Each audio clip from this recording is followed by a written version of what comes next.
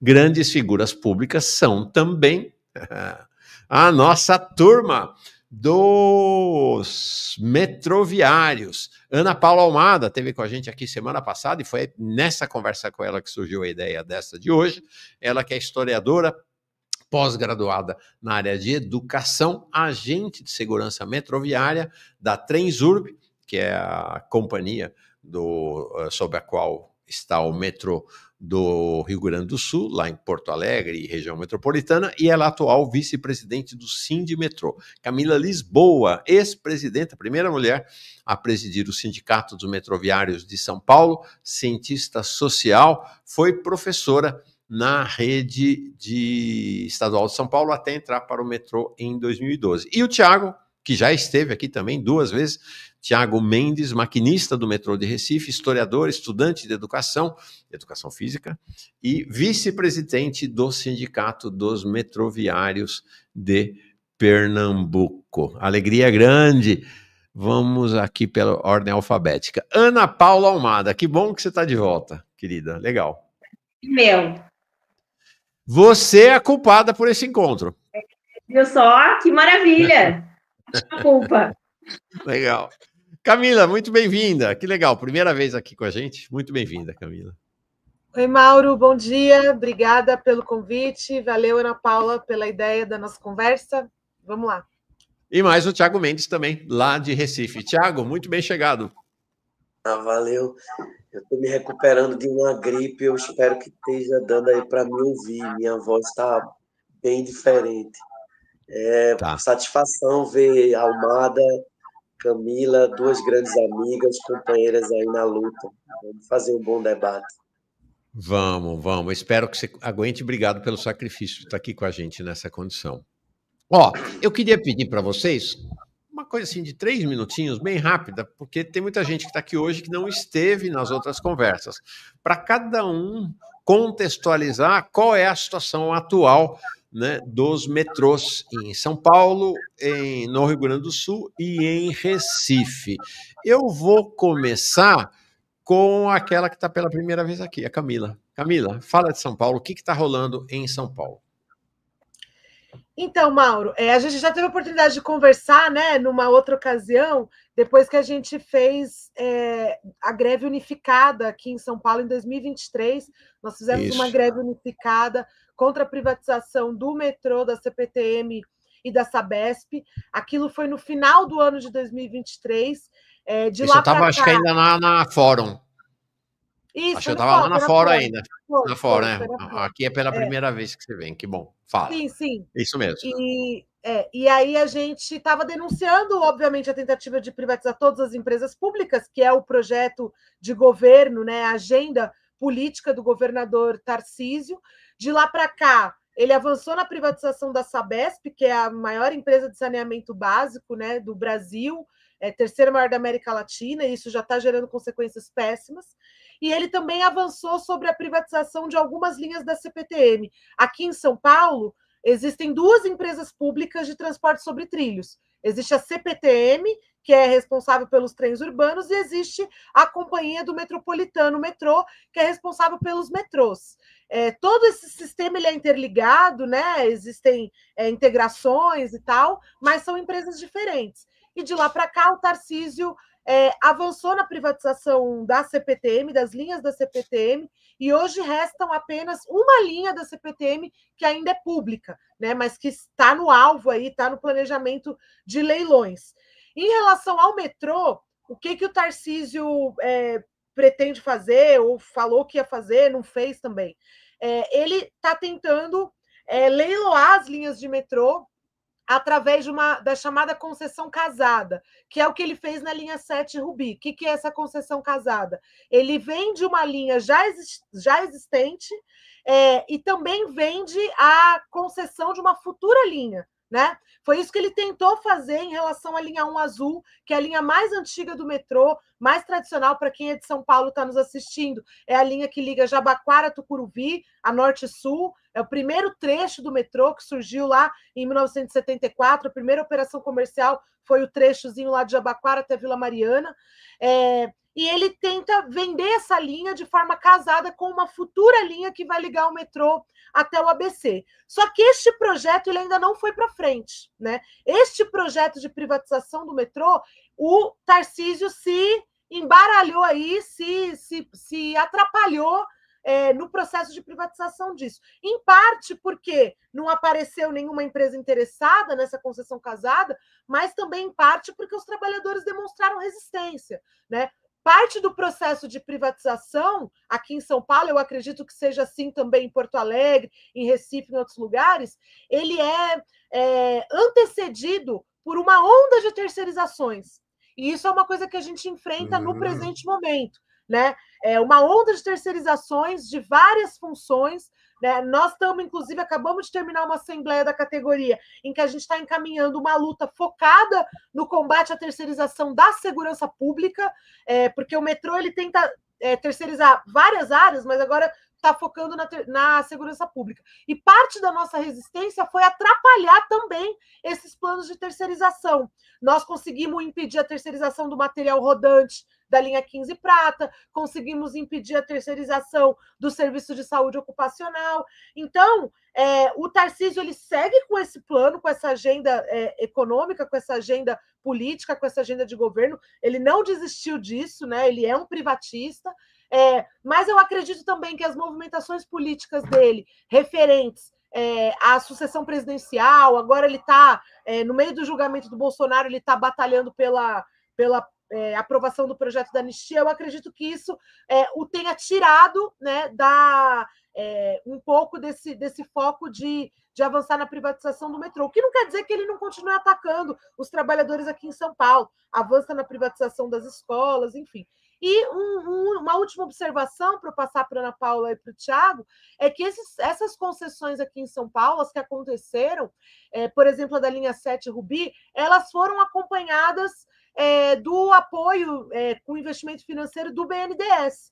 Uma das nossas iniciativas de resistência foi tentar uma articulação com o governo federal para que o BNDES não seja um auxiliar desse processo de privatização, né? Justamente porque nós estamos falando de um governo, no caso do governo federal, que minimamente se comprometeu com a agenda antiprivatista, mas infelizmente no setor do transporte sobre trilhos a gente não está vendo isso se manifestar. Então vou parar por aqui para deixar para passar para a Ana Paula, para o Thiago, que eles também são metrôs federais, né? São metrôs que se enfrentam com o projeto federal. Olha, aqui 2 comentários sobre exatamente o que você falou. A Márcia Castro, a Rubi 7 está dando ruim para a população, que é essa linha, a linha 7, a linha Rubi, que foi privatizada. E a Clau Ribeiro Tarô, nós mostramos aqui, viu, Camila, as imagens apocalípticas, né? Havia um serviço integrado dessas 2 linhas, a linha 7 Rubi e a linha 10 Turquesa. Então você embarcava numa e estava embarcado, né? Acabou, por conta da privatização, acabou. A situação ali na Barra Funda, é um negócio assim, um cenário de caos todos os dias. A gente mostrou o vídeo aqui, impressionante, efetivamente. Legal, Camila. Obrigado. Você está na diretoria do sindicato ainda não? Sim, eu sou a atual presidenta do sindicato. Eu vi que você falou mas eu sou Ai, por quê? Nossa, procurei em 2 lugares. Eu também estranhei quando eu vi ex-presidenta em 2 lugares. Eu falei, nossa, mas ela não é. Então você está na presidência do sindicato? Estou na presidência do sindicato, nós estamos em processo eleitoral, vai ter, em novembro a gente muda a gestão, eu não serei mais a próxima presidenta, não. Apesar de eu estar numa das chapas aí, mas eu não sou candidata a presidenta, mas eu continuo presidenta até novembro. São 2 gestões tuas como presidenta ou uma? Não, uma como presidenta, e antes eu era coordenadora geral do sindicato, porque o nosso sindicato tinha um formato diferente e eu era uma das coordenadoras gerais. Legal. Tá bom, então tem eleição esse ano. Gente, não foi fake news, tá? Foi o que a gente chama de jornalismo de barriga, que é uma informação equivocada sem intenção. Tá aí, Camila, então, presidenta do sindicato. Ana Paula Almada, chega mais para contar para nós aí do Rio Grande do Sul, dessa situação aí que vocês vivem no metrô. Então, bom dia, Mauro, bom dia, Camila, Thiago, pessoal que está assistindo a gente. Então, estou muito feliz de estar aqui depois de uma ideia nossa que surgiu, né, no meio da nossa entrevista da semana passada, e que bom que foi tão rápido, que a gente conseguiu, né, fechar as agendas. É importante eu acredito na insistência da notícia, sabe, vai batendo no ouvido da galera e vai tornando mais comum tu pensar sobre isso, e a gente está precisando nisso. A gente está precisando disso no assunto transporte público, seja ele na esfera nacional, regional, estadual, enfim, a gente precisa que a população se atente para isso, porque apesar de ser realidade, a maioria da população depende do transporte público diariamente, não se para pensar sobre, né? E os governos aproveitam isso, essa falha de tempo, enfim, e a gente tem que entrar nessas lacunas para munir a população com conteúdo e com informações verídicas sobre o tema, e ninguém melhor do que os metroviários para falar sobre isso, né? Então, nós temos a situação um pouco distinta de São Paulo, que a Camila relatou, porque nós somos vinculados à Transurb, que é o trem urbano aqui de Porto Alegre, região metropolitana. Ele é vinculado ao governo federal. Nós somos uma empresa pública federal. Nós estamos lutando contra a privatização desde que o Bolsonaro, em 2019, incluiu a empresa na lista das privatizações, que é o PND. E a agenda privatista do Bolsonaro era clara, era aberta, e nunca era a agenda de governo dele, né, a política de governo, assim como é a do Tarcísio, né, enfim. E isso foi antes da pandemia, né, a situação do PND, e a gente tinha, os metroviários, eles tinham quase certeza de que, olha, só uma tragédia muito grande faria com que a empresa não fosse vendida na gestão Bolsonaro. A tragédia veio, que foi a pandemia, o que impediu, dificultou a situação da privatização da Transurb, e também a CBTU, que depois o Thiago vai falar, né? Naquele momento, nós também, os sindicatos, os trabalhadores fizeram um trabalho daí na esfera judicial para barrar os estudos do BNDES, porque, assim como a Camila falou, a gente tem um agente público federal financiando as privatizações no país, que é o BNDES, né? Ou seja, é dinheiro público que está sendo investido para financiar as privatizações, a venda do patrimônio público. Então, a Transurb, ela seguiu na lista de privatizações, os estudos foram barrados inicialmente pelos trabalhadores, veio a pandemia, saiu o foco das privatizações do governo, porque, enfim, estava lidando com toda aquela situação da Covid, e aí entra a situação aqui para nós da promessa do governo Lula, enquanto ainda candidato, né, à presidência, não privatizar, terminar com as privatizações do país, parar de vender o patrimônio público, né, nas palavras do próprio Lula, né, na época de campanha.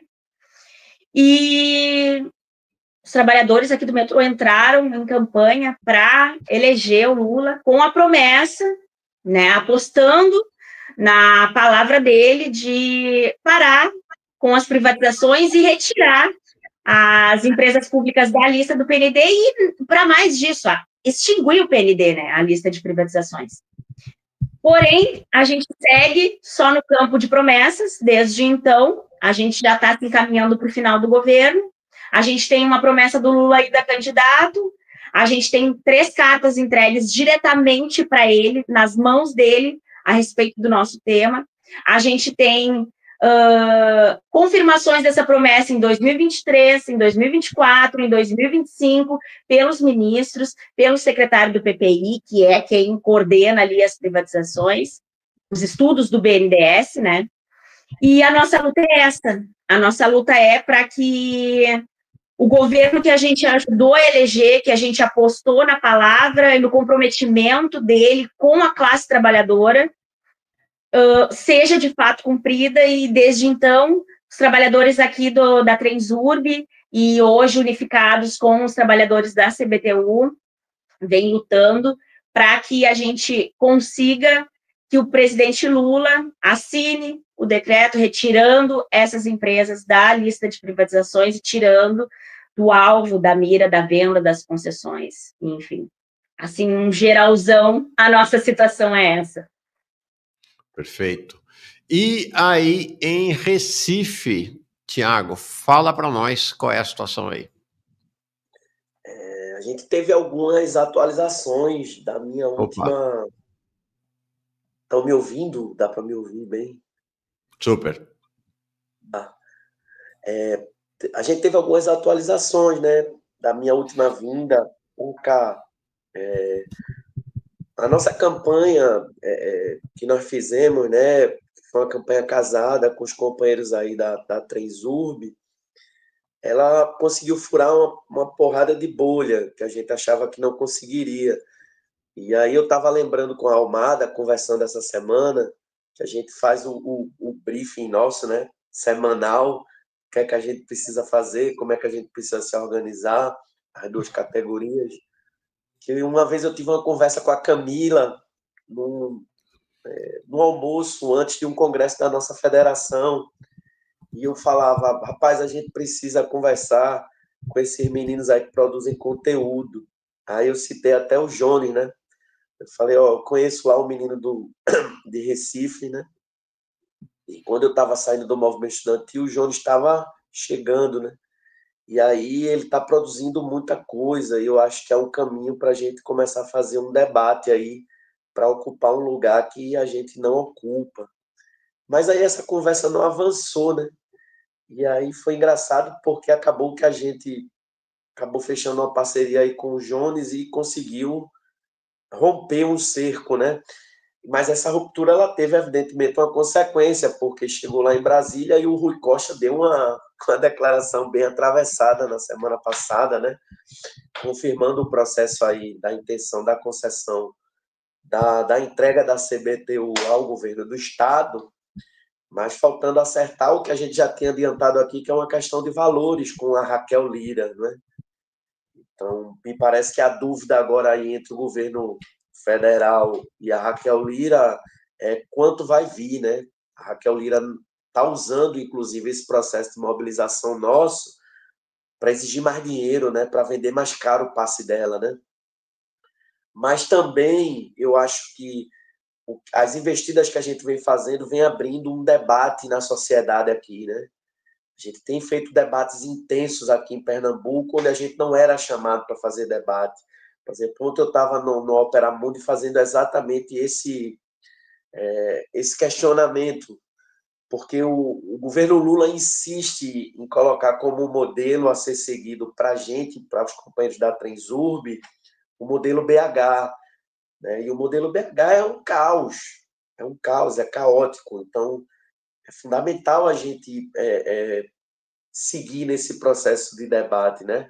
E denunciar também o que é que representa esse processo, porque o ministro Rui Costa, na declaração dele, disse, ó, eu gasto muito com a CBTU e a intenção do governo não é gastar mais, mas eu tenho 3 bilhões para botar no sistema. Então, é uma contradição terrível, né? Interessante como ele coloca, né? Eu gasto muito com a CBTU, como ele fosse um empresário dono da CBTU, né? O dinheiro do povo brasileiro, né? É a postura coronelista, né, do Rui Costa, né? O Rui Costa é como se fosse o ACM vermelho, né? É a Margaret Thatcher do Lula, né? Então, vamos lá. Concretamente, eu acho que a gente tem algumas tarefas a nível nacional e que a gente precisa se organizar bem para explorar isso, né? Esse campo que se abriu, né? Primeiro é retirar de uma zona de conforto o setor institucional aqui dos parlamentares de Pernambuco, que estão fingindo fazenda egípcia, né? Fingindo que nada está acontecendo. Então, eu acho que essa nossa movimentação serviu para movimentar esse setor, para obrigar os caras a se posicionarem mesmo, né? Nesse contexto.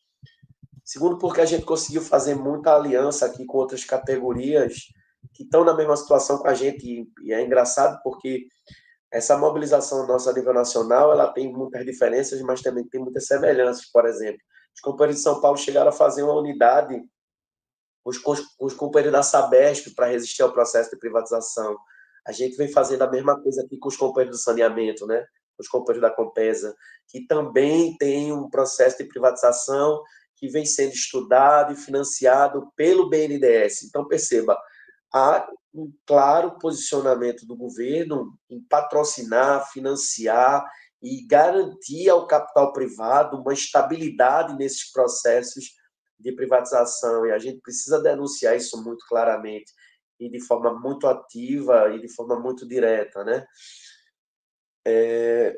Uma outra coisa aqui em Recife, que a gente tem feito bastante, né? São diálogos mais diretos com o usuário, que os companheiros do Rio Grande do Sul também fazem, né? Que são os cafés com o usuário. A gente tem colocado não só a parte de outdoor na rua, mas... Pera. O que é um café com o usuário? A gente recebe os usuários do sistema com café da manhã, panfleto e agitação política, né? Geralmente é um megafone, um caixa de som. Sempre tem alguém nosso e os movimentos sociais conosco fazendo debate, e a gente oferece um café, um sanduíche para aquele usuário que ele está saindo da estação. Geralmente são as estações mais movimentadas, né? Então, a gente agora, só uma observação aqui para a gente ter uma ideia de grandeza, né? Camila, acho impossível fazer um café com usuário em São Paulo.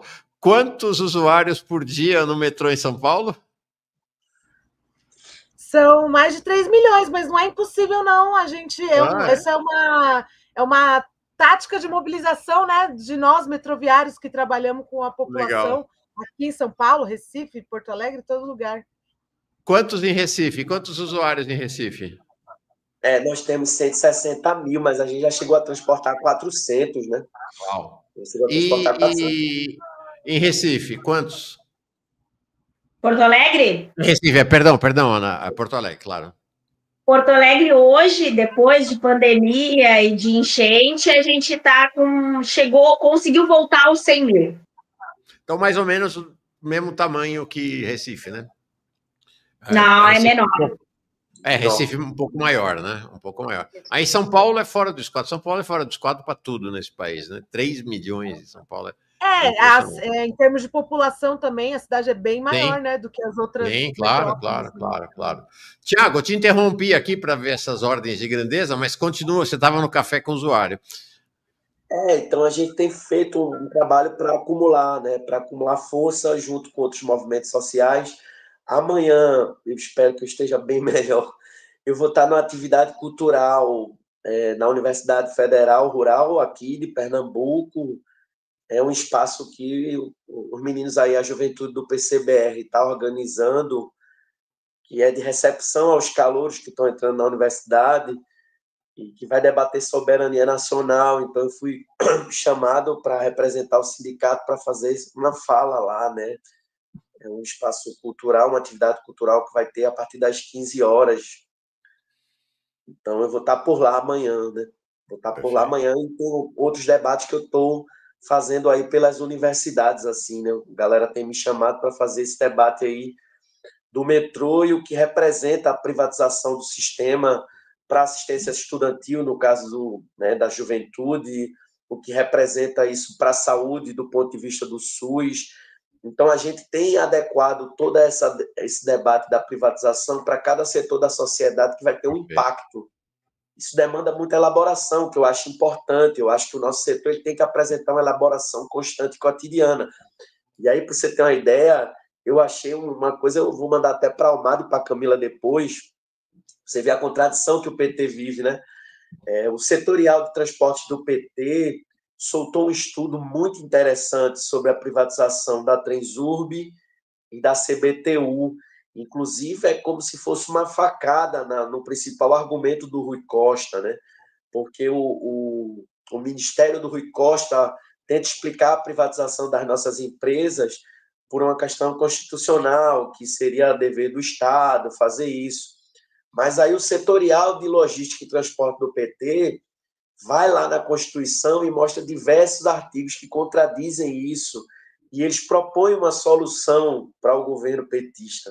Pasme, o documento é do final de 2024, os caras dizem, ó, vocês não precisam privatizar a Transurb CBTU, a gente tem uma proposta concreta, que é criar uma nova modelagem para essas empresas, para fazer a discussão da responsabilidade do ente federal, do governo do estado e dos municípios por onde essas empresas transportam os trabalhadores e as trabalhadoras. Vamos fazer esse debate, quem fica responsável pelo quê? Nós criamos consórcios nesse sentido e conseguimos prestar um serviço de qualidade, inclusive discutindo uma questão central que está pontuada hoje, que é a questão da tarifa, né? Depois eu posso passar o documento para vocês, inclusive. Legal. Qual a tarifa em Recife? É 4,25.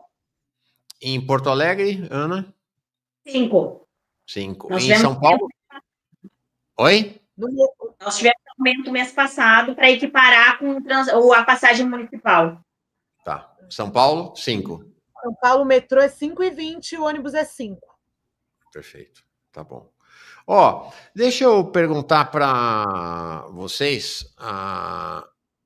Só um comentário aqui, você vê pepino em todo lugar, né? O Newton Carvalho dizendo, aproveitando o momento para lembrar a situação da CBTU Maceió, que está virtualmente parada por causa do afundamento dos bairros provocado pela Braskem, sem uma ação significativa de auxílio do governo federal. É impressionante, efetivamente impressionante. Inclusive, a questão do Maceió tem uma polêmica grande, né, que chegou-se a cogitar no governo Bolsonaro fechar o sistema, né? Fechar o sistema lá. Então, os companheiros lá têm um receio muito grande que, por exemplo, o Rui Costa implemente isso, né? Feche o sistema. Sim. Deixa eu fazer uma questão para vocês. Eu fechei seu microfone, tá, Camila? Estava vazando alguma coisinha aí. O teu tá bem, Ana. Então, quando forem falar, por favor, abram. Deixa eu colocar uma questão para vocês que eu acho que eu tinha tocado nesse assunto com a Ana Paula, mas eu queria ouvir essa de vocês. Vocês vão dando sinais nas falas de que existe uma articulação nacional dos metroviários. Essa articulação é efetiva, é meramente formal? Então, eu quero fazer duas perguntas. Uma é a articulação nacional da categoria e como é que está, de fato, a articulação... Depois eu vou fazer outra pergunta sobre essa questão do movimento sindical e dos movimentos populares. E como é a articulação horizontal, ou seja, a articulação de vocês, o Thiago falou agora da articulação com o pessoal da Compesa, né? A Camila da ação com a Sabesp. Então, como é que é a articulação vertical, nacional e articulação horizontal nesse momento? E há uma mudança nos últimos tempos de melhora, de piora? Como é que está o cenário? Quem fala? Levanta o dedinho. Posso começar, mas vamos, né? Todos aqui temos opinião e experiência. Não, nós aqui somos de uma mesma federação. O nosso sindicato aqui de São Paulo, o sindicato de Recife, o sindicato de Porto Alegre, tem também o sindicato de Belo Horizonte, do Rio de Janeiro, do Piauí. Nós somos de uma mesma federação, que é permanentemente articulada, mas em alguns momentos fazendo mais coisas juntas, em outros menos, né? Depende muito da conjuntura. É óbvio que a ameaça de privatização sobre os metrôs, isso nos permite pensar ações conjuntas, né? Mais conjuntas. Temos algumas dificuldades, porque além do país ser continental, mas, por exemplo, no caso, os metrôs que não... O nosso metrô não é federal, né? O nosso inimigo aqui é o governador do estado. Não que o governo federal não atrapalhe, né? Às vezes, como é o caso agora da grana do BNDES, mas o fato de a gente ser um metrô estadual realmente dificulta um pouco a gente ter coisas em comum. Mas nós temos uma articulação nacional, é possível dizer. Já fizemos ações conjuntas. Fizemos agora um seminário no dia 1º de agosto, um seminário da nossa federação, em que a gente encaminhou ideias, né, de fazer ações conjuntas nacionalmente, né? ações de mobilização mesmo, pensar inclusive na hipótese de greves, né, articuladas nacionalmente. Então, essa articulação existe, às vezes mais ou menos efetiva.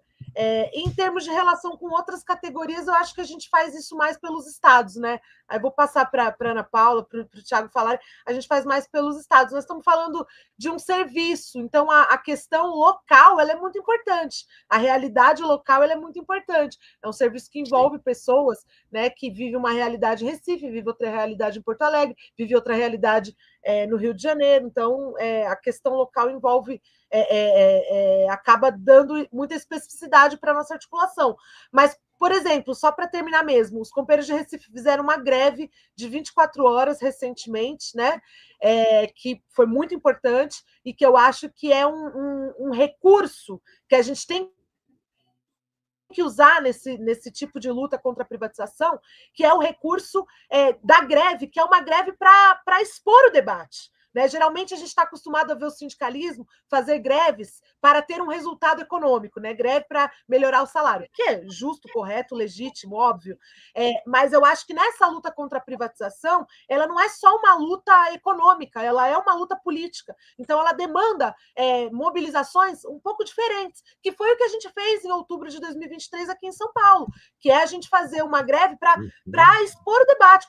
No dia 3 de outubro de 2023, o dia inteiro foi o Brasil inteiro falando sobre privatização de metrô, se está certo ou não. O Guga Chakra lá da Globo News foi contar que em Nova York o metrô não é privatizado, que não sei em que país o metrô também não é privatizado. Então, esse tipo de recurso de mobilização a gente precisa fazer. Né? Isso é um trabalho importante que tem que envolver os passageiros, porque o principal argumento contra nós é assim, tá vendo, está parando e não está nem aí para a população. Pelo contrário, nós estamos parando para que o metrô e o trem funcione plenamente para as pessoas, porque a privatização piora a vida das pessoas.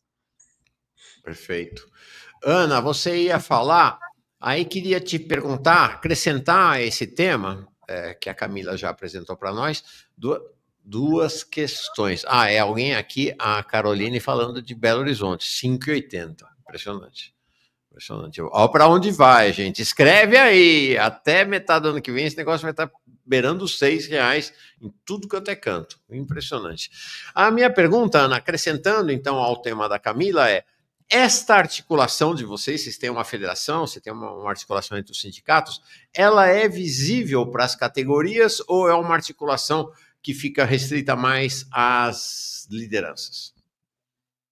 Então, não, a categoria, ela participa, ela sabe, inclusive a categoria os indicados, os diretores que participam da federação, eles são indicados pela categoria, em assembleia são indicados, enfim.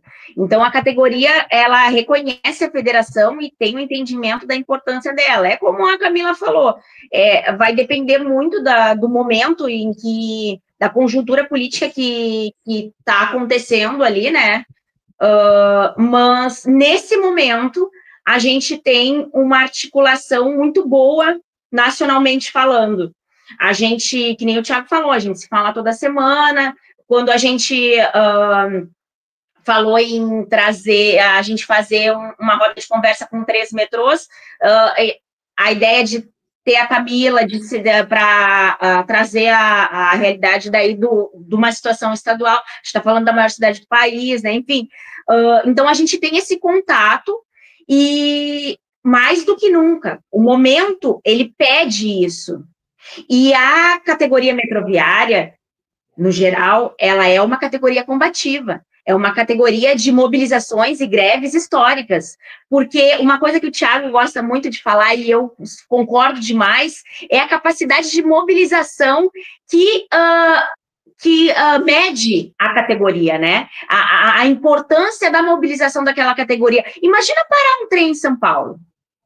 O estrago que não causa naquele dia ali, não só em São Paulo, né?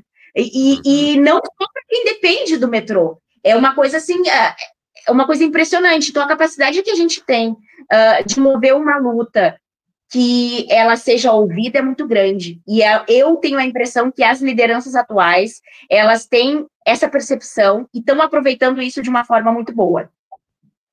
E aí, falando da forma do olhar horizontal que tu falaste, Mauro, aqui, falando aqui na minha situação aqui de Porto Alegre, a gente tem um contato bacana, uma parceria bacana com o pessoal da saúde.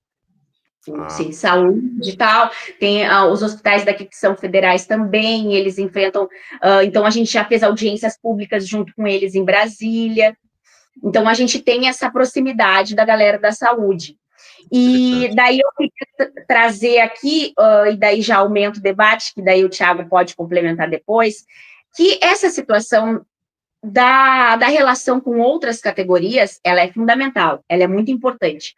Porém, a gente vive uma conjuntura política que faz com que a gente sabe que por trás de um sindicato existe uma central sindical, existe um posicionamento político, existe as contradições que nós temos postas hoje pelo governo. Então, dependendo da política que aquela instituição ela leva, ela está numa linha mais governista, mais lulista, e não quer expor essa contradição, né? É aquele papo que a gente bate sempre do colocar água no moinho da extrema-direita. Então, tem sindicatos que, infelizmente, não têm a mesma postura e nem a mesma visão política que nós, que a gente. Então, a gente acaba se relacionando com os que tem o mesmo entendimento político ou uma proximidade política nossa, né? Aqui, o Sindimetrô, ele tem uma clara posição política de independência de governo.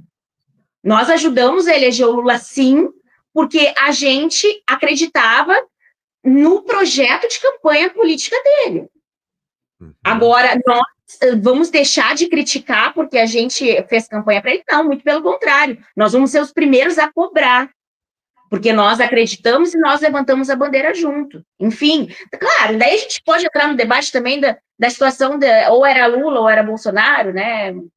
Uma coisa que fica meio sem saída, mas enfim, nós não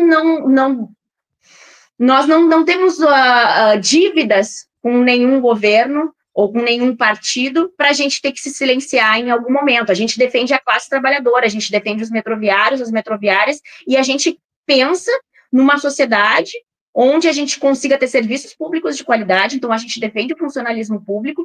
E, assim, para finalizar,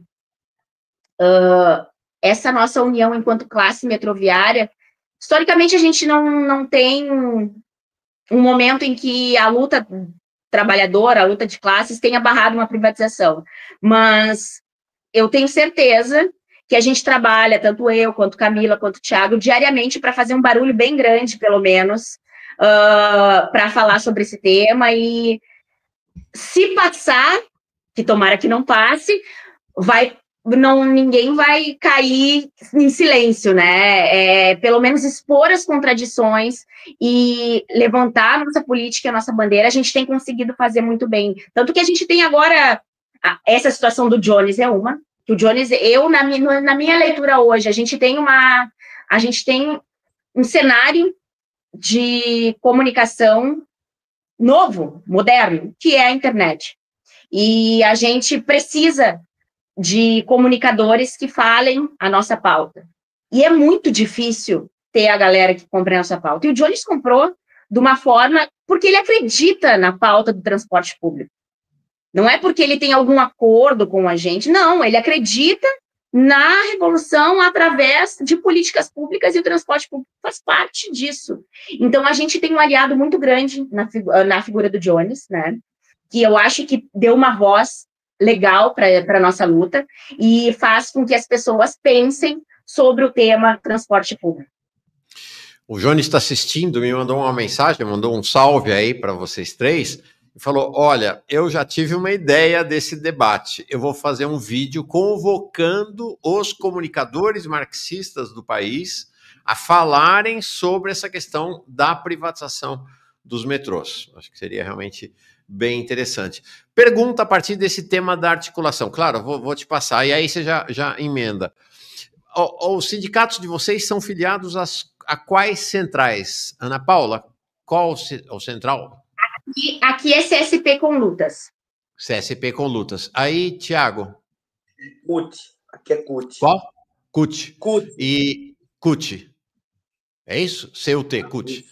Tá. E a Camila, em São Paulo, é a intersindical? Não? Qual é? Não, nosso sindicato não é filiado a nenhuma central. Tá Houve bom. debates, plebiscitos, e hoje a condição é que o nosso sindicato não é filiado a nenhuma central. Tá bom. Tá bom. Você levantou o dedo, eu queria depois ainda pegar o Thiago, né, sobre essa questão. Não, Por só favor. queria dizer, muito legal essa ideia do Jones, porque assim, nós produzimos, né? Nós, nos nossos sindicatos, na nossa luta, a gente produz muito argumento sobre privatização, sobre a importância da mobilidade urbana.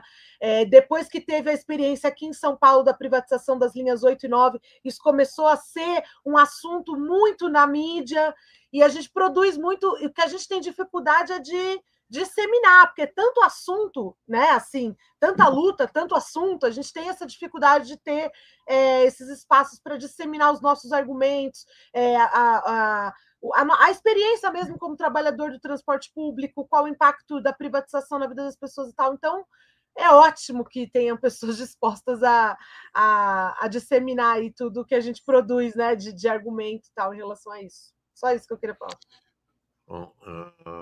Interessante. Essa é uma questão que eu vou colocar para vocês, mas vale a pena chamar a atenção que já há formulações.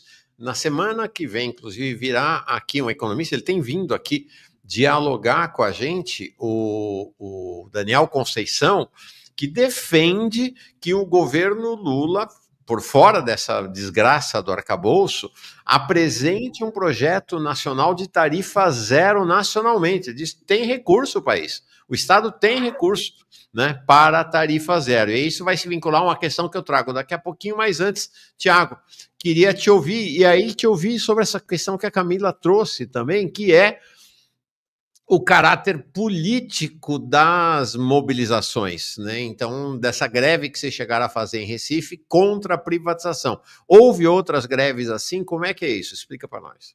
A nossa categoria, ela foi uma das primeiras a fazer greve no governo Lula 3. Nós fizemos mais de 20 dias de greve em 2023. Né? A CBTU veio negociar um acordo conosco, fez uma lambança, tinha um conteúdo ainda de promessa, de pegar os companheiros de Belo Horizonte, trazer para Recife, ainda tinha isso, né? Então, houve uma promessa da direção da empresa de trazer os companheiros que estavam em Belo Horizonte para os quadros aqui de Recife e tentar colocar em outras unidades da CBTU. Então, teve uma série de elementos que os caras colocaram numa lambança no nosso acordo coletivo e isso explodiu numa greve, uma revolta sem tamanho da categoria.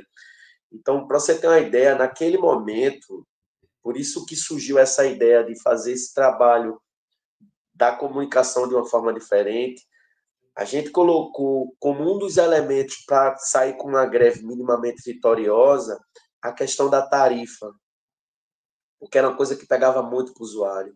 Então, nós fizemos uma discussão do sucateamento do sistema linkado com a redução da tarifa. O sindicato defenderia uma tarifa social de R$2. Isso pegou muito. Pegou tanto que os meios de comunicação grandes aqui de Recife faziam enquetes e o pessoal dava apoiando a greve. Então, isso foi a gente ganhando espaço para a greve ela se alongar, né? E a gente teve também muito cuidado para conduzir essa greve, né? Não foi uma greve de 23 dias por tempo determinado, mas era uma greve que a gente parava 2 dias e voltava, né? Fazia uma greve depois que a gente rodava no horário de pico e voltava, e a gente ia testando, né, esse foquismo sindical, né? E é uma coisa interessante porque isso é uma coisa que eu estava vendo numa experiência argentina, né? Quando os companheiros vão relatar como era a mobilização lá depois da privatização, né? E a gente foi testando aqui, foi dando certo. Nós passamos 23 dias de greve, conseguimos sair minimamente com algumas garantias num cenário que era bem pior, que estava colocado. Evidentemente que houve alguns erros de condução no processo da greve, que depois isso foi um balanço que a categoria fez, mas concretamente isso mostrou para a gente que mobilizar e organizar e acumular força é o caminho para a gente seguir avançando na luta contra a privatização. Vejam só, Recife é um dos exemplos de resistência à privatização com relação à luta do PND. Por que eu vou dizer isso concretamente? Porque a gente chegou sim a barrar um processo de privatização aqui. Então, no momento que Belo Horizonte foi para leilão, o governo Bolsonaro, no apagar das luzes, jogou Recife também. E jogou a proposta para o governo Paulo Câmara, do PSB na época. Estava no momento de ápice eleitoral e daquela disputa acirrada. Então, é quando o Lula lança aquele vídeo que viralizou aí novamente, né? O Johnny chegou a republicar, que é ele criticando a privatização de Belo Horizonte. Eu acho que vocês lembram desse vídeo, né? Sim. Que não tem que privatizar, que a tarifa vai ficar cara e tal, que isso é um absurdo. Então, a gente pegou o vácuo daquele vídeo, foi para cima do governo Paulo Câmara aqui, fez uma série de mobilizações e o Paulo Câmara desistiu do processo, engavetou o processo. Só, no meu governo não acontece privatização. Então, meio que a gente resetou o processo teve que voltar do zero, não é? Agora, claro, a gente conseguiu estancar, mas com a promessa do Lula, né, inclusive em Palanque, que caso ele fosse eleito, não ia ter privatização, as nossas empresas sairiam do PND e tudo mais. Então, a gente já resistiu a um processo como esse. Evidentemente que ele não chegou, né, ao nível de avanço que hoje ele está dado, né? Hoje existe um passo a mais, um passo à frente, e que a gente precisa dar a disputa também. Agora, do ponto de vista da articulação a nível nacional, a gente tem tentado fazer algumas discussões bilaterais que, às vezes, não são possíveis pela demora que a federação, evidentemente, tem para se reunir, se organizar. Então, muita coisa a gente faz, a gente e o Rio Grande do Sul. Tem condição de fazer antes? Tem. Então, a gente vai e faz. Os companheiros do Rio Grande do Sul estão para vir para Recife, para visitar com a gente as nossas bases, para fazer essa interligação, criar essa relação de solidariedade, essa relação de pertencimento que eu acho importante, né, dos metroviários a nível nacional se enxergarem como uma categoria só, se enxergarem, né, como categorias irmãs. Então, os companheiros estão para vir para cá, a gente vai fazer esse tour com eles. A gente já fez isso no Rio Grande do Sul, a gente já fez um debate lá. Vamos ter uma audiência pública agora em Brasília, no dia 23, que é uma audiência que a gente está mandando uma delegação, né, para Brasília, junto com os companheiros, né, e que vão ter outros sindicatos também da base. A gente chamou os outros sindicatos da base da CBTU para participarem também, né, para reforçar esse cordão aí, fazer uma boa audiência pública. Em relação local, a gente tem construído com outros sindicatos aqui em Pernambuco. É importante fazer referência aos companheiros da saúde também, aqui o Sindicato dos Enfermeiros, né, interessante, sempre, hein? Isso, tem sempre estado conosco. Por isso que a gente tem criado uma linha aqui tática de a gente fatiar o debate da privatização do metrô e os impactos em vários setores da sociedade, e a gente criar elaboração específica para isso, né? Elaborações robustas, concretas, para que a gente ganhe esse debate do ponto de vista da propaganda. E com relação às centrais, só para concluir, Mauro, para já passar, a gente tem uma dificuldade, né? Eu sou extremamente crítico em relação à posição da CUT e como a CUT vem nos ajudando a construir. Na verdade, a CUT vai nos eventos, a gente chama, os caras vão, mas é aquele negócio, eu vou, faço uma fala, mas não construo muita coisa concretamente, não, com a gente, não.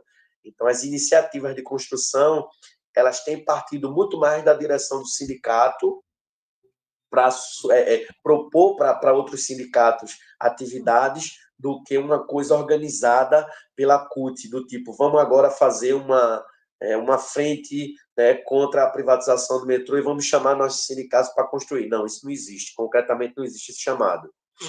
Tá. Quero colocar ainda duas questões e aí mais uma que o Joaquim Silvino acabou de mandar. Vou começar pelo Joaquim Silvino para as duas aqui, Ana e Camila, sendo que a Ana é agente de segurança lá em Porto Alegre, tá?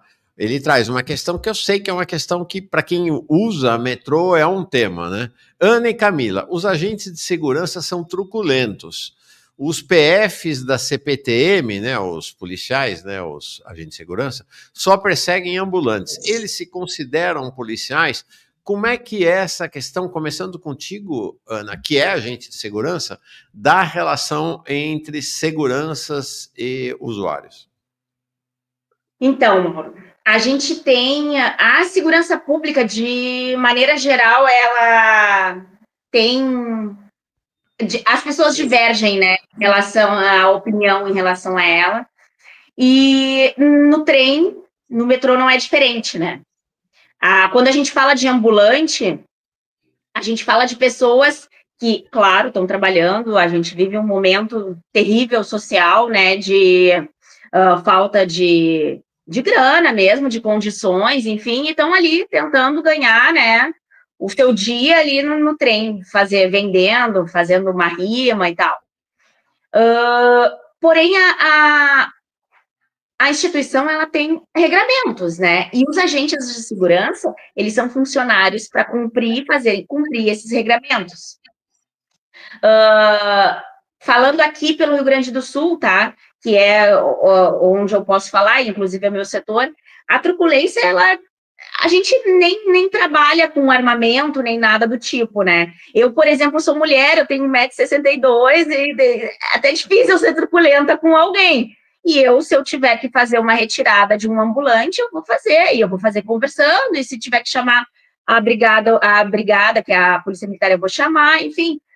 São os meios que a gente tem para atuar, mas a gente não está fazendo uma perseguição ao trabalhador ali, a gente simplesmente está cumprindo o nosso papel enquanto agente de segurança, né? E assim como existem pessoas que criticam o trabalho da segurança, de ter que retirar os ambulantes, ter que tirar os rappers, ter que tirar...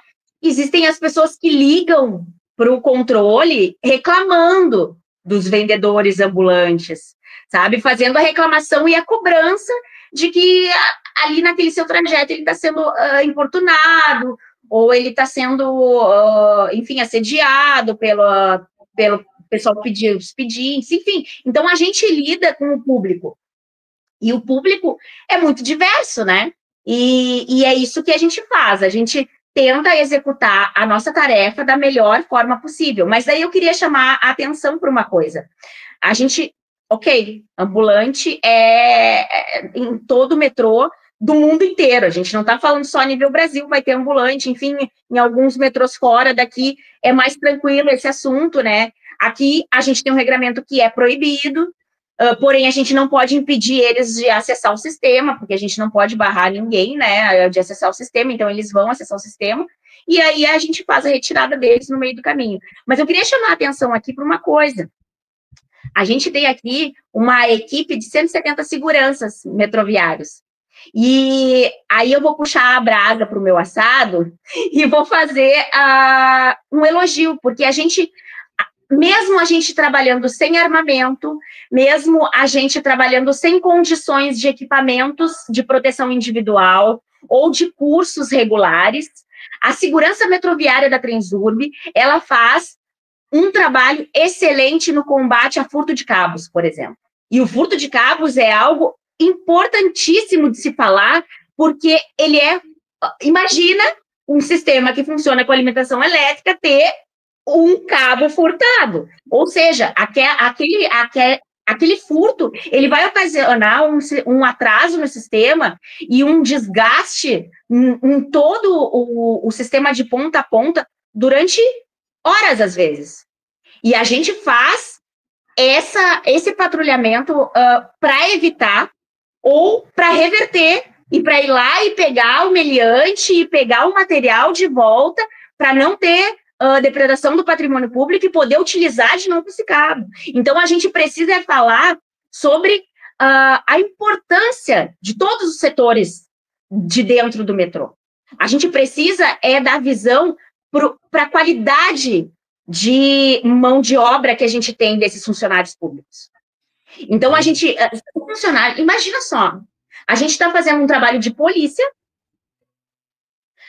fazendo patrulhamento no nosso sistema ou em áreas específicas que ocorrem os furtos de cabo, que a gente já tem eles mapeados, porém a gente não tem perna para conseguir fazer com que sejam evitados, muitas vezes, Mas a segurança metroviária vai lá e corre atrás dos caras que estão roubando, eles fazem apreensão. Essa semana a gente tem imagens, depois eu posso te mandar, se tu quiser colocar aí no ar, para dar uma moral pro pessoal da segurança aqui em Metroviária do Sul. Os guris fizeram uma apreensão de um rapaz que estava fazendo um furto que ocasionou uma demora, um atraso do sistema de mais de 40 minutos.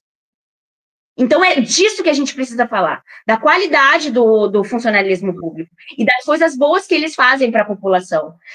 Ser truculento, eventualmente, isso vai ter em qualquer categoria, isso vai ter na segurança de um shopping, isso vai ter na brigada, e isso a gente precisa reverter, e a gente precisa trazer esses agentes para dentro de um sistema que funcione sem necessitar dessa truculência. Mas a gente precisa exaltar esses funcionários, a gente precisa exaltar a classe metroviária enquanto expertise da área que só ela tem. Então, a gente tem a necessidade de fazer isso e essa discussão na sociedade. Camila, você quer falar ou poder mudar de assunto? Posso mudar? Porque já falou segurança aqui, né? Não, só queria tocar no assunto, porque a gente enfrenta aqui em São Paulo um processo de terceirização das atividades de segurança pública. E isso é muito perigoso, isso é muito grave. Eu quero dizer para vocês, os agentes de segurança do metrô, aqui em São Paulo e em outros metrôs do país, eles têm, sim, previsto em lei o poder de polícia. E nós reivindicamos isso, que o poder de polícia dentro das estações do metrô seja atribuído à segurança especificamente metroviária, que é treinada para atuar especificamente no ambiente das estações do metrô, onde circulam milhões de pessoas. Queria dizer para vocês também que a regra da atuação dos agentes de segurança não é a truculência. Nós estamos falando de um serviço que atua, no caso de São Paulo, com mais de 3 milhões de pessoas. Os casos de truculência, às vezes, são os que aparecem, né? Mas, assim, como regra, não é isso que acontece. Pelo contrário, eu reivindico a forma de atuação da segurança metroviária justamente porque ela difere da truculência da polícia militar. Nós reivindicamos que haja o poder de polícia para os agentes de segurança metroviário para que essa função não fique na mão da polícia militar, essa sim treinada para não lidar de forma humana com as pessoas, diferente do que é a segurança metroviária. Por isso que a gente também luta pela regulamentação da segurança metroviária em todo o país, que é uma segurança que não atua armada, que não atua sob a lógica da repressão. O problema dos ambulantes é uma lei, né, que não pode vender coisa dentro do metrô. Agora, todos os seguranças do metrô, todos os trabalhadores do metrô já entendem que isso é uma coisa até de enxugar gelo, né? Porque, assim, o problema social existe, a venda de coisas, não só nas estações do metrô, mas ambulantes na cidade, existe, né? E não se combate isso com repressão, né? Se combate isso com política social, dando emprego para as pessoas e tudo mais, né? Agora, para ter uma efetiva garantia de uma segurança pública de qualidade e humanizada, precisa ter mais funcionário do metrô, contratado pelo metrô, e não terceirização. A terceirização vai no sentido do que o companheiro está falando, de ter mais truculência, porque a terceirização, as pessoas não são treinadas e não são submetidas à regra do metrô público, da administração pública. Perfeito. Então, essa batalha que a gente dá para ter mais segurança contratado pelo metrô, para não ter terceirização, porque este é um caminho para que não haja truculência na relação com os usuários do metrô. 2 questões finais para quem quiser responder. Não é obrigatório que todos respondam, mas se todos quiserem responder, maravilha. Mobilidade urbana.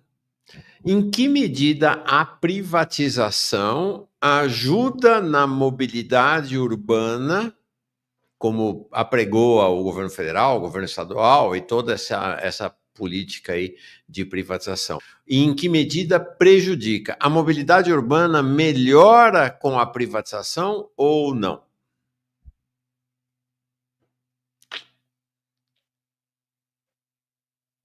O meu microfone está aberto, então eu vou começar e depois eu passo para o pessoal. Não tem como defender isso. Não tem como defender essa afirmativa, Mauro. A mobilidade urbana só perde com a privatização. A gente tem hoje, por exemplo, no Rio de Janeiro, uma passagem a R$ 7,60, é a mais cara do país. Metrô privatizado. A O gente professor tem... Cox está dizendo aqui que já está em 7,90, será que é isso? Já perdi 30 centavos aí. Tá, então, a gente tem uma passagem alta, tá? Uma passagem cara. E se ela fosse R$2, tá? Tem muita gente que não consegue pagar esses R$2. Por que, então, que o preço da passagem atrapalha a mobilidade urbana? É um obstáculo à mobilidade urbana? Porque nem todo mundo tem grana para pagar esse valor, né? Então, a gente já restringe os usuários. A gente está falando do metrô, que é um transporte que ele é de energia limpa, ele não é poluente, ele é um transporte que ele é rápido, que ele não tem congestionamento, enfim, é uma mobilidade diferenciada. No momento que a gente fala em privatização, a gente fala em sucateamento desse serviço. E o sucateamento desse serviço, ele prevê uma piora nesse serviço, falando em manutenção, falando em segurança, tanto a segurança das estações, quanto a segurança dos passageiros durante o transporte, e daí a Camila pode falar sobre a situação do monotrilho, sem o piloto, sem o maquinista ali, sem o operador, né? O perigo que é isso, né? E então a gente está falando de uma restrição ao serviço. E quando a gente está falando de restringir o serviço, né, fazer esse bloqueio, a gente está falando de impedir as pessoas de ter acesso às cidades, de ter acesso à cultura, de ter acesso ao lazer, de ter acesso à saúde, de ter acesso, enfim, ao que ela necessite no seu dia a dia e na sua vida cotidiana. Então, o principal ponto, e é o que pega mais para a população, é a passagem.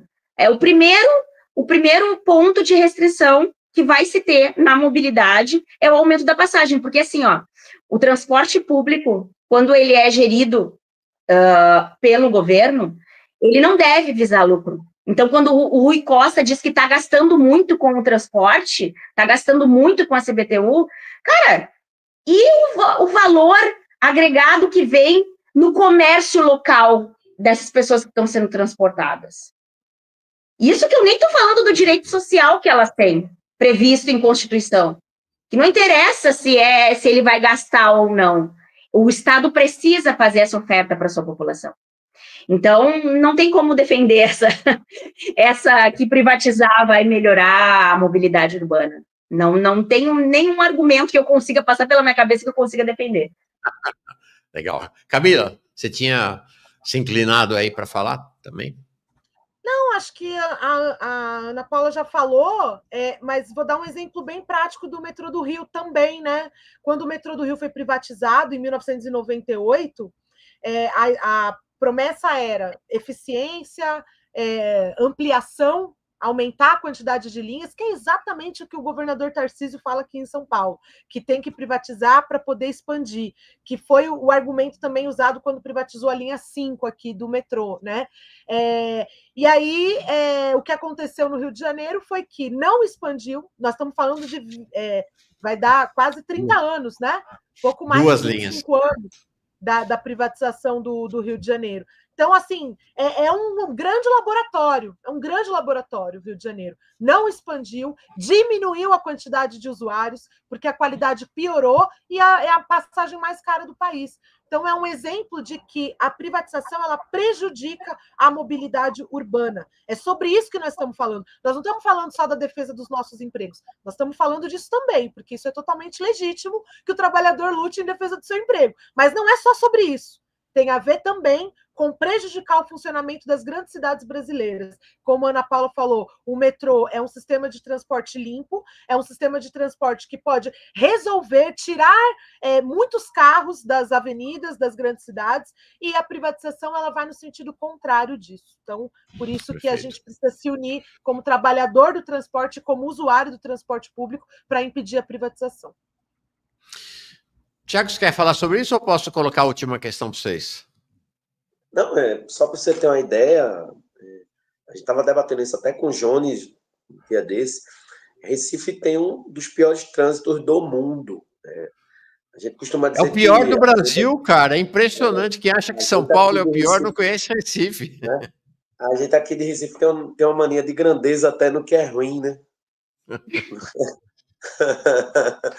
Então, você imagina que a CBTU, do jeito que ela está estruturada hoje, ela cumpre o papel de espinha dorsal nessa mobilidade urbana. Então, se você faz o que o Rui Costa está dizendo aí na prática, é você matar o principal mecanismo para desafogar esse trânsito. Imagine, o Rui Costa dá uma declaração dessa no mesmo momento em que o BNDES contraditoriamente lança um material robusto sobre mobilidade para Pernambuco, dizendo que a solução para os problemas de mobilidade urbana no nosso estado e na região metropolitana do Recife passa pelo transporte sobre trilhos. Então, imagine, passa a resolver o problema de mobilidade, né, investindo no transporte sobre trilhos, mas o ministro da Casa Civil diz que gasta demais, mas que vai jogar 3 bilhões na mão dos tubarões da iniciativa privada. Então, nada disso encaixa. Qual é o problema para os grandes defensores das privatizações do nosso modal? É a história. O encontro com a história, né, desmascara todos esses argumentos. Então, quando você coloca essa afirmação e confronta com o processo histórico das privatizações no nosso setor, são verdadeiras catástrofes. A gente aqui em Pernambuco tem um exemplo muito concreto do que foi a privatização da rede ferroviária, né, que a gente tem ramais inteiros paralisados, que a gente teve trilho vendido, né, no mercado negro aqui. Tudo isso teve, pra você ter uma ideia. E, ainda assim, os caras hoje vêm fazer esse debate da Transnordestina ignorando tudo isso que aconteceu, né? Eles têm a memória muito curta, né? Bem seletiva. Então, as privatizações dos metrôs no Brasil, na verdade, elas são um grande problema para a mobilidade urbana.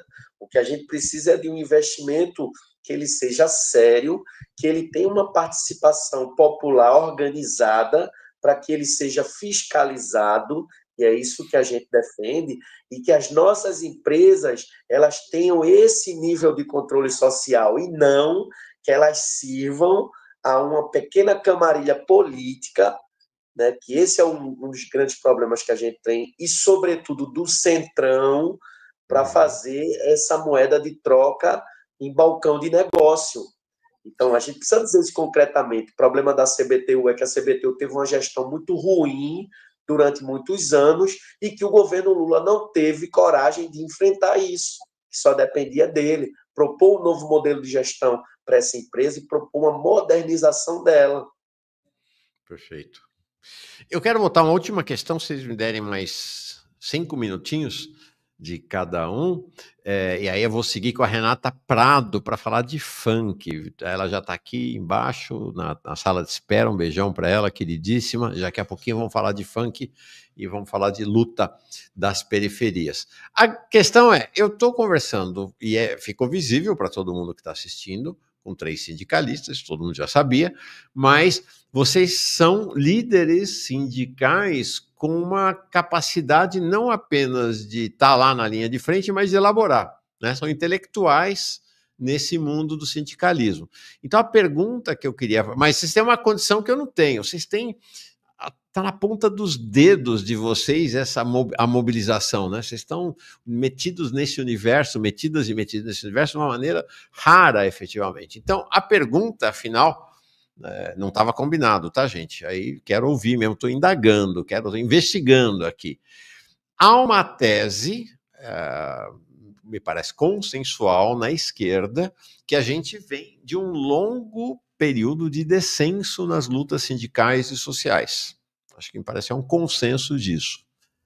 Como é que está a situação hoje? Esse descenso continua, Aí estou perguntando para quem tem o movimento na ponta dos dedos e a reflexão sobre ele, ou já há sinais do início de um novo ascenso, enfim, como é que está o estatuto do movimento sindical e social neste momento?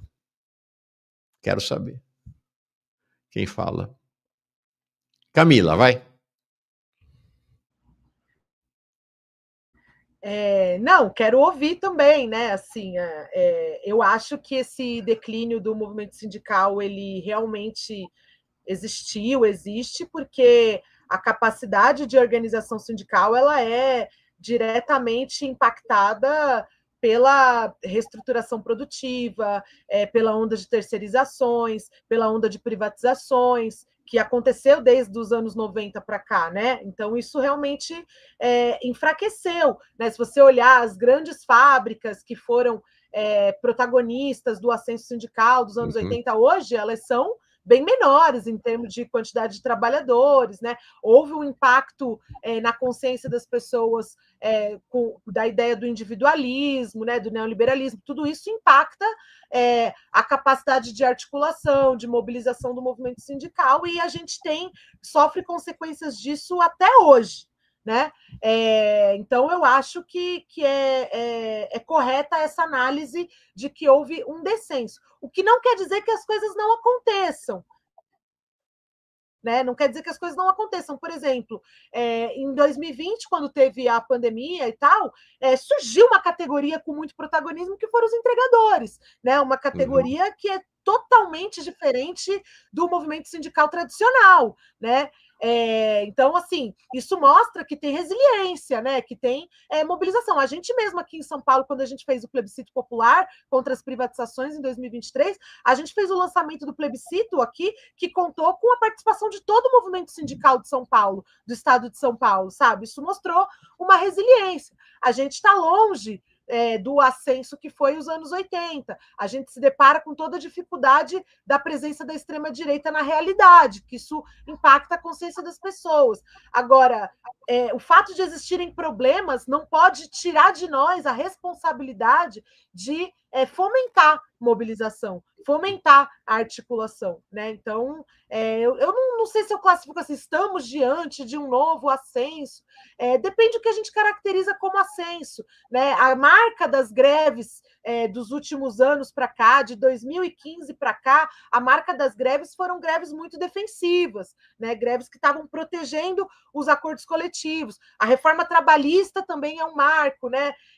Então, eu posso dizer assim, existe um impacto muito forte de todo o processo de estruturação do capitalismo, do avanço da extrema-direita, do avanço das privatizações, das terceirizações. Isso impacta negativamente o movimento sindical, mas eu acho que existe resiliência. E eu acho que uma das provas de existir resiliência é a batalha que a gente faz contra as privatizações. Legal. Ana? É isso para acrescentar no que a Camila falou. A gente tem uma mudança de geração aí, né?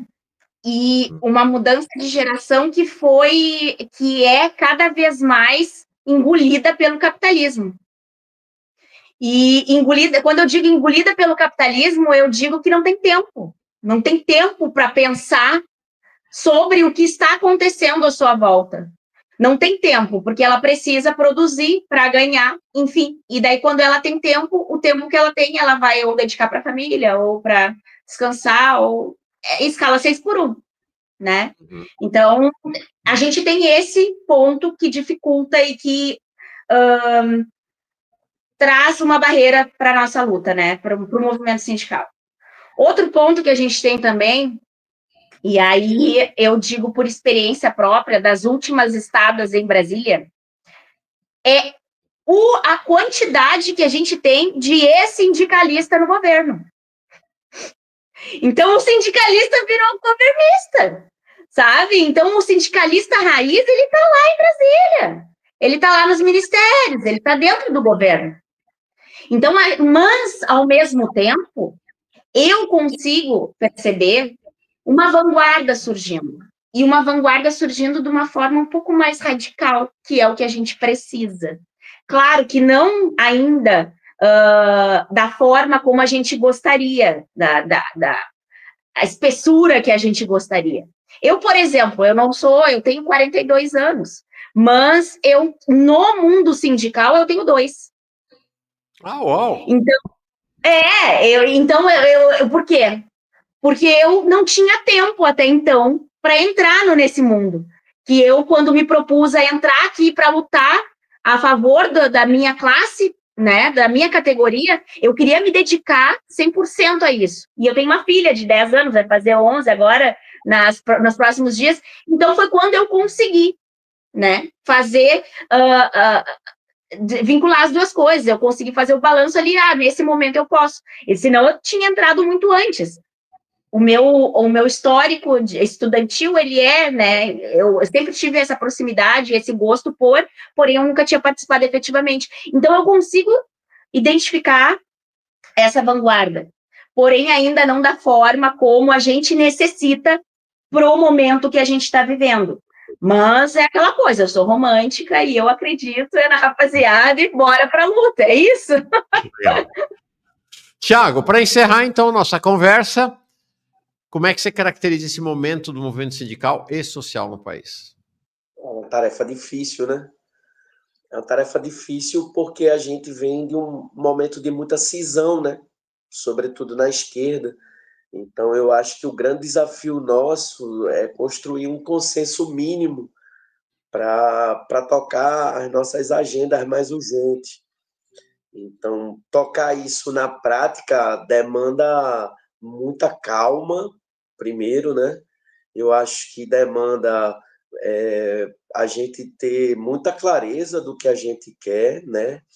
E a gente construir minimamente um programa do que a gente tem que fazer, dos desafios que a gente vai ter que enfrentar. Agora, a Almada colocou uma coisa aí que é muito engraçada, né? E é surreal, porque a gente veio aqui para o ato, quando o Lula veio para Pernambuco, a gente estava parado 24 horas, eu tinha acabado de chegar aí do Rio Grande do Sul, desci do avião e fui praticamente para o ato, né? Então, quando a gente chegou em Brasília Teimosa, já tinha um cara lá que foi da Eletrobras, dirigente sindical, para recepcionar a gente, né? E o cara, a primeira coisa que o cara chegou quando conversou com a gente é: estamos do mesmo lado, né? Eu vim aqui do movimento, não sei o quê, né? Aí, quando perguntou pro cara: e aí, você é de onde? Não, eu sou da Eletrobras e tal, passei por um processo semelhante. Então, vocês veem que até a situação para gerar empatia, os caras jogam no movimento para a gente, né? Então, meio que para quebrar, né? Então, tem uma relação de empatia aqui com vocês, né? Passei por esse processo, sei da luta, sei como é. Mas a gente tem uma geração nova surgindo aí nos quadros do movimento sindical e que tem uma tarefa. Eu acho que a tarefa da gente não é só elaborar como a gente vem tentando fazer em tempos muito difíceis, né? Que a gente vem elaborando em tempos que são extremamente difíceis e que a gente é muitas vezes acusado de estar jogando água no moinho da extrema-direita, né? E é exatamente o contrário. A gente vem fazendo um alerta, e é um alerta muito categórico. O agente faz as coisas do jeito que a gente precisa fazer e com o cuidado que a gente precisa tomar, ou o sinal de igual vai ser colocado muito concretamente por aquele trabalhador que pega todos os dias os nossos modais. Porque, vejam, a gente denunciava o Bolsonaro por conta da política econômica, e quando a gente olha a política econômica colocada para os metrôs e para a mobilidade urbana, é muito semelhante.